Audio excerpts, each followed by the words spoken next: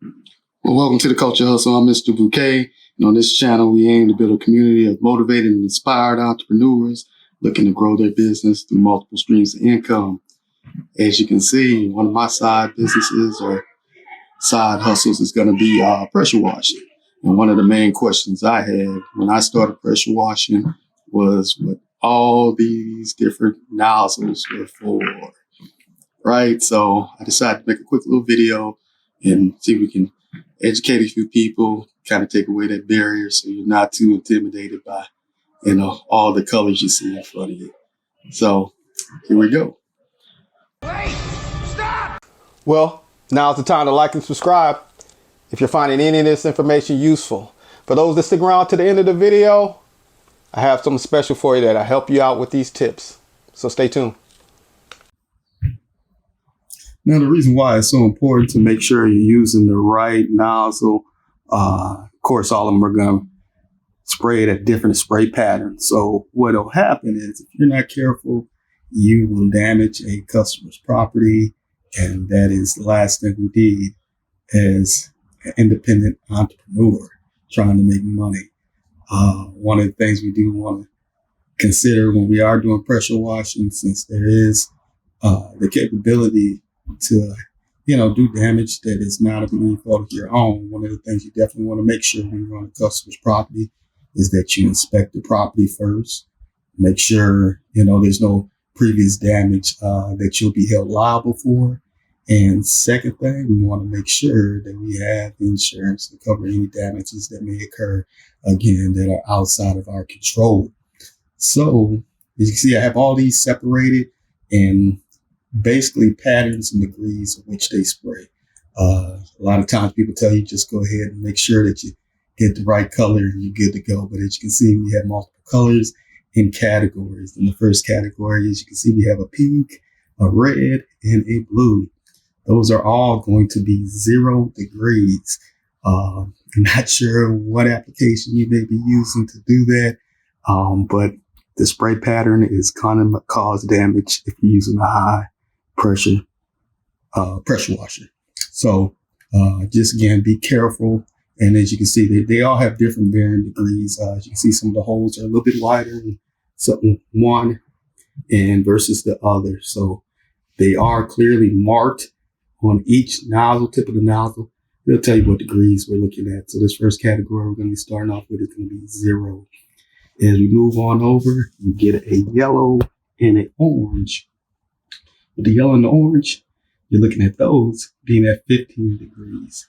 Spray pattern on that particular set of nozzles there. Again, different sizes as far as the holes in the middle of the pieces, but you can definitely tell. So make sure.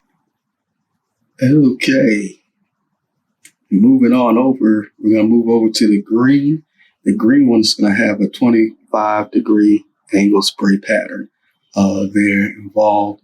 Again, these first set of tips is, in my opinion, it's going to be rare when you're going to need those. So make sure you're checking, and seeing that you're using the right and correct equipment for the application that you're trying to do. It definitely makes a difference and it can save you some headache, again, when dealing with customer issues. So the green tip there, again, it's going to be at 25 degrees.